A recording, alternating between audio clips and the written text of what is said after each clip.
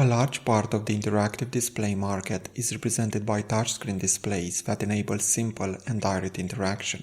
However, the simple act of touching on-screen targets actually involves complex visual motor coordination of the arm, wrist, hand, and fingers. For people with upper body motor impairments, touch input brings about a variety of accessibility challenges, from raising the arm to landing a finger on the screen to lifting the finger without sliding. For wheelchair users, parts of the screen may not be reachable from the wheelchair, or the pathway to reach the public display with the wheelchair may be little accessible. In this work, we address accessible interaction for wheelchair users and public ambient displays. In a first study, we conduct a systematic literature review and report very few scientific papers on this topic, with a preponderant focus on touch input and touchscreens.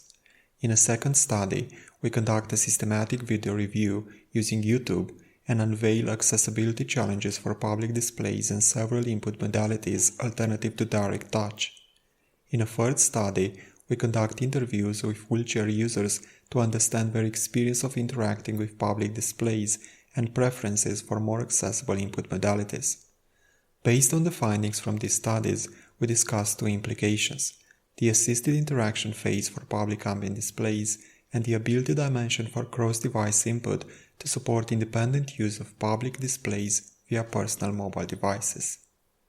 We conducted a systematic literature review on the topic of interactive public ambient displays and wheelchair users.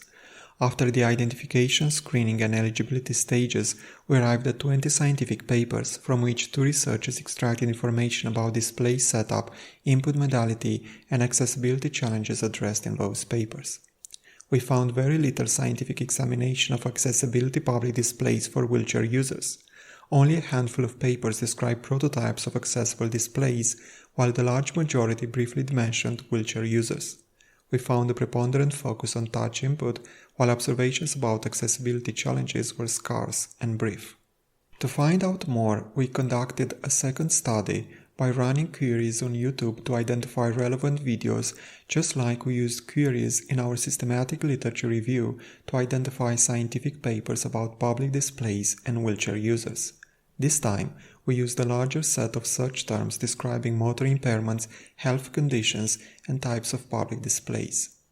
After the identification, screening, and eligibility stages, we arrived at a set of 30 videos from which 2 researchers extracted information, just like in the previous study.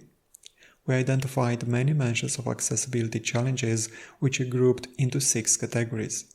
The most frequent accessibility challenges were using touch input and reaching to content located too high on the display. We also identified new input modalities such as touch implemented with assistive objects represented by a hand stick, a pen, or objects held with both hands, depending on the specific application and the health condition of the user. Not all of the videos contain dialogue, but when they did, we extracted and analyzed relevant quotes, such as the ones exemplified on this slide, that explicitly mentioned accessibility challenges, possible workarounds, or feelings resulting from the successful or unsuccessful use of interactive displays. To complete our findings, we conducted semi-structured interviews with 11 wheelchair users to understand perceptions about the experience of using interactive public displays and collect their preferences for more accessible input modalities. Most of our participants reported content located too high on the display, difficulty reaching the screen with the hand, and not enough room for the wheelchair in front of the public display as the most important accessibility challenges. We also found that assistance when using a public display that was not accessible was mostly provided by a companion. The highest preferences for input techniques alternative to touch input were for smartphone-based solutions, such as casting the screen of the public display to the smartphone or installing a dedicated smartphone app that would offer the same functionality as the display. We also found statistically significant correlations between participants' preferences for input modalities and their levels of disability and health measured with the HODAS instrument. Participants' comments provided further insights into the experience of interacting with a public display, such as reduced visibility from the wheelchair, perceptions of drawing unwanted attention, and avoiding using public displays because of sanitary concerns. The findings from our studies reveal the importance of providing assistance during interaction with public displays that are little or not accessible. The presence of an assistant means that two people interact with the public display to perform the same task, which depicts a use case not covered by Vogel and Balakrishnan's four-phase model.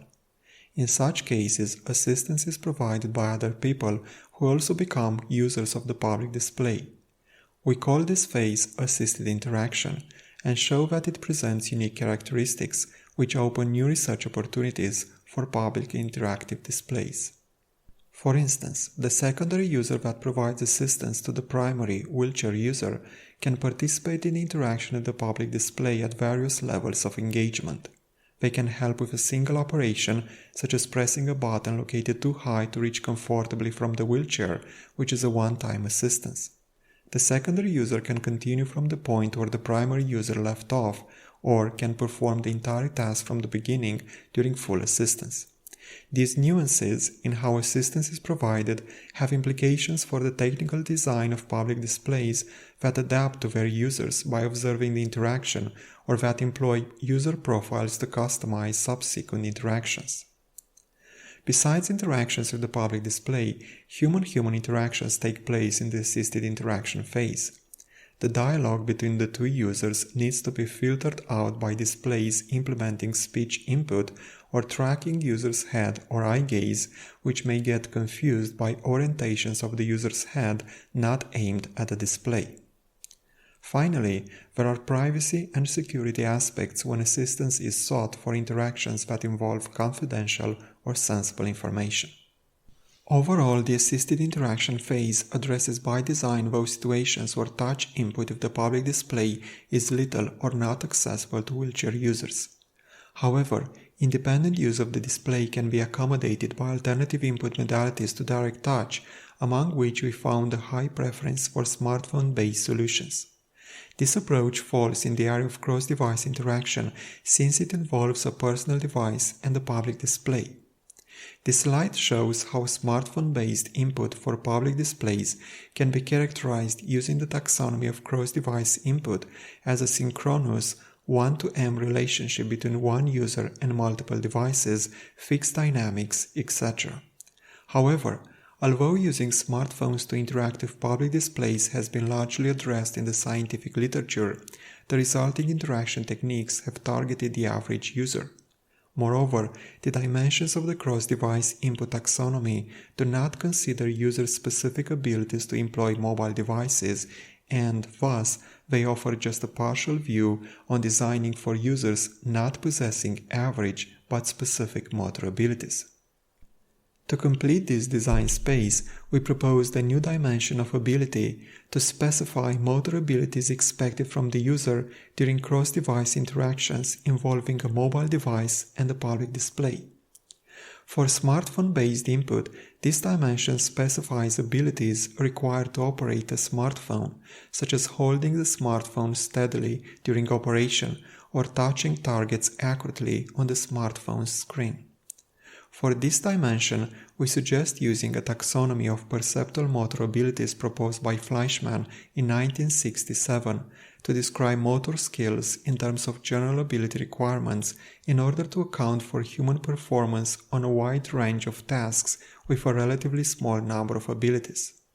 For instance, manual dexterity represents the ability to perform well-directed arm-hand movements needed to manipulate the smartphone and hold it steadily for interaction techniques that require pointing the smartphone to the public display.